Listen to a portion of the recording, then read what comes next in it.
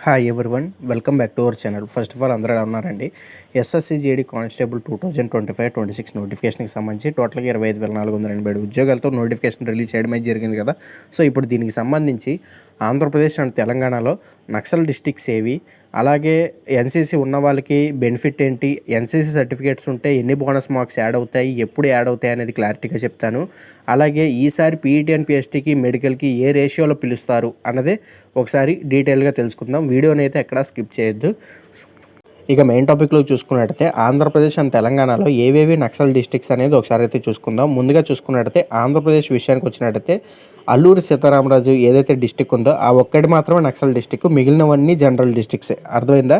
ఇక తెలంగాణ విషయానికి వచ్చినట్టయితే తెలంగాణ కూడా చూడండి, మనకి ఏదైతే భద్రాద్రి, కొత్తగూడెం, ములుగు ఈ 2 జిల్లాలు ఉన్నాయో ఇవి మాత్రమే నక్సల్ డిస్ట్రిక్ట్స్, మిగిలినవన్నీ కూడా జనరల్ డిస్ట్రిక్ట్సే. అర్థమైందా? ఇది ఒకటైతే గుర్తుపెట్టుకోండి. ఇప్పుడు నక్సల్ డిస్ట్రిక్ట్స్, జనరల్ డిస్ట్రిక్ట్స్ ఏంటంటే ఏవైతే మనకి సెపరేట్గానే పోస్టులు కేటాయిస్తారండి. నక్సల్ డిస్ట్రిక్ట్స్కి కొన్ని పోస్టులు కేటాయిస్తారు, జనరల్ డిస్ట్రిక్ట్స్కి ఎక్కువ సంఖ్యలో పోస్టులు అనేవి కేటాయిస్తారు. ఎందుకంటే జనరల్ డిస్ట్రిక్ట్స్లో ఉన్న జిల్లాల సంఖ్య ఎక్కువ కాబట్టి. అర్థమైందా? అక్కడ కాంపిటీషన్ కూడా ఎక్కువగా ఉంటుంది జనరల్ డిస్ట్రిక్ట్స్లో.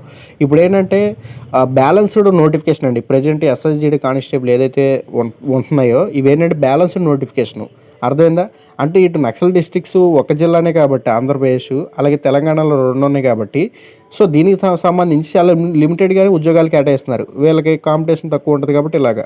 అలాగే జనరల్ డిస్ట్రిక్ట్స్లో ఎక్కువ కాంపిటీషన్ ఉంటుంది, ఎక్కువ జిల్లాలు కూడా కాబట్టి వాళ్ళకి తగ్గట్టు పెద్ద సంఖ్యలో ఉద్యోగాలు కేటాయిస్తున్నారు. సో దీని ద్వారానే మొత్తానికి లాస్ట్ టైం నోటిఫికేషన్ అంటే ప్రజెంట్ ఏదైతే మెడికల్ కంప్లీట్ అయ్యి ఉందో నోటిఫికేషన్కి ఫైనల్ రిజల్ట్ అయితే రావాలి. జనవరి ఫస్ట్ వీక్లో వస్తాయి రిజల్ట్స్ అనేవి. సో ఏంటంటే ఆ నోటిఫికేషన్ ఏదైతే ఉందో దానికి సంబంధించి చూసుకుంటే బ్యాలెన్స్డ్ నోటిఫికేషన్, అందుకని కొంచెం కట్ ఆఫ్ మార్క్స్ అనేవి తగ్గినాయి. పైగా ఏంటంటే చాలా కారణాలు ఉన్నాయి తగ్గడానికి కూడా. ఎందుకంటే కొంచెం కాంపిటీషన్ తక్కువ అవ్వచ్చు, ఎగ్జామ్ రాసే వాళ్ళు తక్కువ సంఖ్యలో రాశారు. సో మెనీ రీజన్స్ అయితే ఉన్నాయి. బట్ ఏంటంటే బ్యాలెన్స్డ్ నోటిఫికేషన్ అండి. ఇలా ఇవ్వడం అనేది చాలా బ్యాలెన్స్డ్ నోటిఫికేషన్, అందరికీ న్యాయం జరుగుతుంది, అభ్యర్థులందరికీ. అర్థమైందా? ఇది ఒకటైతే గుర్తుపెట్టుకోండి. ఇప్పుడు వచ్చేసి ఎన్సీసీ సర్టిఫికేట్ ఉన్న వాళ్ళకి బెనిఫిట్ ఏంటి, ఎన్సీసీ సర్టిఫికేట్ ఏ సర్టిఫికేట్ ఉంటే అసలు ఎన్ని బోనస్ మార్క్స్ యాడ్ అవుతాయి ఏంటి అనేది క్లారిటీగా చెప్తే జాగ్రత్తగా వినండి. ఫస్ట్ ఒకసారి చూసుకున్నట్టయితే మన దగ్గర ఎన్సీసీ సి సర్టిఫికేట్ కనుక ఉందనుకోండి. ఓకే, ఎన్సీసీ సి సర్టిఫికేట్ ఉంటే 5% ఆఫ్ బోనస్ మార్క్స్ అనేవి యాడ్ అవుతాయి. ఎన్సీసీ బి సర్టిఫికేట్ ఉంటే 3% బోనస్ మార్క్స్ అనేవి యాడ్ అవుతాయి. ఏ సర్టిఫికేట్ ఉంటే 2% బోనస్ మార్క్స్ అనేవి యాడ్ అవుతాయి. అర్థమైందా? ఓకే, ఇవి పర్సంటేజ్లో చెప్పారు బ్రదర్. మరి మార్కుల రూపంలో చెప్తే ఎన్ని మార్కులు వస్తాయి ఏంటి అనేది ఒకసారి చూసుకున్నట్టయితే మనకి రిటన్ ఎగ్జామ్ ఎంత, 160 మార్కులు కదా. సో ఈ 160 మార్కులకి కన్సిడర్ చేసుకోవాలి మనం. ఎన్సీసీ సర్టిఫికేట్ ఉంటే 5% అన్నారు కాబట్టి 160ని 100% అనుకుంటే 5% అంటే ఎంత, 8 మార్కులు వస్తాయి. అర్థమైందా? 8 మార్కులు. ఓకే, ఎన్సీసీ సి సర్టిఫికేట్ కనుక ఉంటే 8 మార్కులు. అదే ఎన్సీసీ బి సర్టిఫికేట్ కనుక ఉంటే 3% అన్నారు. సేమ్ 160ని 100% అనుకుంటే 3% అంటే ఎంత, 4.8 వస్తుంది. అర్థమైందా? ఎన్సీసీ బి సర్టిఫికేట్ కనుక ఉంటే మీకు 4.8 మార్క్స్ అనేవి యాడ్ అవుతాయి. అలాగే నెక్స్ట్ వచ్చేసి ఎన్సీసీ ఏ సర్టిఫికేట్. ఈ ఎన్సీసీ ఏ సర్టిఫికేట్ కనుక ఉంటే 2% ఆఫ్ బోనస్ మార్క్స్ యాడ్ అవుతాయి అన్నారు కదా.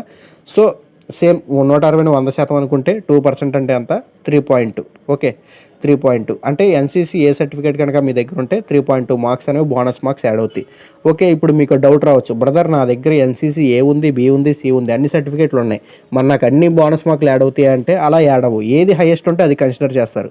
ఓకే, ఇప్పుడు సపోజ్ మీ దగ్గర సి వరకు ఉంది. ఓకే, సి ఉంటే ఆటోమేటిక్గా బిఏ ఉండాలి కదా. సో ఉన్నంత మాత్రాన అన్నింటిని కన్సిడర్ చేయరు, ఏది హైయెస్ట్ ఉంటే అది కన్సిడర్ చేస్తారు. మీ దగ్గర సి ఉంది కాబట్టి సి వరకు, సి ఒక్కదే 5% కన్సిడర్ చేస్తారు. అలాగే బి వరకే ఉంటే బి ఒక్కడితే కన్సిడర్ చేస్తారు. ఏ ఉంటే ఏ మాత్రమే 2% యాడ్ అవుతాయి బోనస్ మార్క్స్. అర్థమైందా? ఓకే, ఇప్పుడు మీకు బోనస్ మార్క్స్ గురించి చెప్పాను. ఓకే, ఇవి ఎప్పుడు యాడ్ అవుతాయి, వీటి వల్ల మనకి ఎప్పుడు ఉపయోగం ఉంటుంది అనేది ఇప్పుడు చెప్తే జాగ్రత్తగా వినండి. ఈ బోనస్ మార్క్స్ వల్ల మనకి ఎప్పుడు యూజ్ ఉంటుందంటే అసలు యాడ్ అవ్వడానికి ఏంటంటే మనకి ఎప్పుడైతే రిటన్ ఎగ్జామ్ రాస్తారో రిటన్ ఎగ్జామ్ రాసిన తర్వాత ఒక 1 మంత్కి 20 రోజులకే మనకి స్కోర్ కార్డ్ రిలీజ్ చేస్తారు. ఆ స్కోర్ కార్డ్ రిలీజ్ చేసినప్పుడు అందులో ప్రొవిజనల్గా యాడ్ అయ్యి ఉంటాయి. అర్థమైందా? ఓకే, ఈ పర్సన్కి ఎన్సీసీ ఉంది కాబట్టి ఆన్లైన్ అప్లికేషన్ చేసుకునేటప్పుడు ఎన్సీసీలో ఎస్ పెడితే అక్కడ సర్టిఫికేట్ అడిగిద్ది. ఓకే, దాన్ని బట్టి ఏ సర్టిఫికేట్ ఉంది మీ దగ్గర, సీనా, ఏనా, బీనా సెలెక్ట్ చేసుకుంటే దాన్ని బట్టి అక్కడ ప్రొవిజనల్లో బోనస్ మార్క్స్ యాడ్ అవుతాయి. బట్ ఆ బోనస్ మార్క్స్ యాడ్ అయినాయి స్కోర్ కార్డులో, అవి మీకు ఇప్పుడు ప్రెజెంట్ అయితే యూజ్ అవ్వవు. ఓకే, మీరు ఏదైతే పీటీ అండ్ పిఎస్టీకి వెళ్ళారనుకోండి, ఫర్ సపోజ్ మీరు ఏదైతే ఒరిజినల్గా రిటన్ ఎగ్జామ్ స్కోర్ ఉంటుందో దాని ద్వారానే పీటీ అండ్ పిఎస్టీకి వెళ్తారు. ఓకే, తర్వాత పీటీఎన్పిఎస్టీ కూడా క్వాలిఫై అయిన తర్వాత మెడికల్కి వెళ్ళేది కూడా దాని ద్వారానే మెడికల్కి వెళ్తారు. ఓకే, మెడికల్కి వెళ్ళేటప్పుడు డాక్యుమెంట్స్ చెక్ చేస్తారు కదా, ఆ డాక్యుమెంట్స్ అందులో కూడా మీరు ఎన్సీసీ పెట్టుంటే ఆ ఎన్సీసీ సర్టిఫికేట్స్ తీసుకువెళ్ళాలి. ఓకే, డాక్యుమెంట్ వెరిఫికేషన్లో అప్పుడు ఓకే ఈ పర్సన్ ఎన్సీసీ సర్టిఫికేట్ ఉందని వెరిఫై చేసుకుని, అంటే మాన్యువల్గా వాళ్ళు వెరిఫై చేస్తారు, చూసి ఓకే ఈ పర్సన్కి ఎన్సీసీ ఉంది కాబట్టి ఆ మార్క్స్ ఎప్పుడు యాడ్ అవుతాయి అంటే మీకు ఫైనల్గా ఏదైతే మనకి రిజల్ట్ రిలీజ్ చేస్తారో అప్పుడు మాత్రం మీకు బెనిఫిట్ అవుతాయి.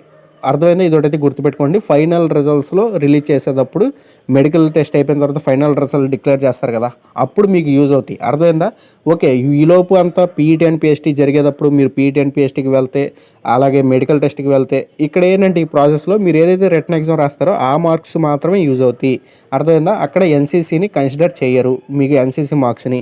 ఎందుకనగా మీ దగ్గర ఎన్సీసీ సర్టిఫికేట్ ఉందని రుజువు లేదు. ఎందుకంటే మీకు అప్లికేషన్ చేసుకునేటప్పుడు కూడా ఎన్సీసీ సర్టిఫికేట్ అప్లోడ్ చేయమని అందో, జస్ట్ మీ దగ్గర ఏ సర్టిఫికేట్ ఉందో సెలెక్ట్ చేసుకుంటే చాలు. అర్థమైందా? అందువలన ఇదొకటైతే గుర్తుపెట్టుకోండి. ఓకే, మీకు ఎన్సీసీ సర్టిఫికేట్ ఉందా లేదా అనేది మాన్యువల్గా పర్సన్ ఎప్పుడు చెక్ చేస్తారంటే మెడికల్ టెస్ట్ జరిగేటప్పుడు డాక్యుమెంట్ వెరిఫికేషన్ జరిగిద్ది, అప్పుడు మాత్రం చెక్ చేస్తారు.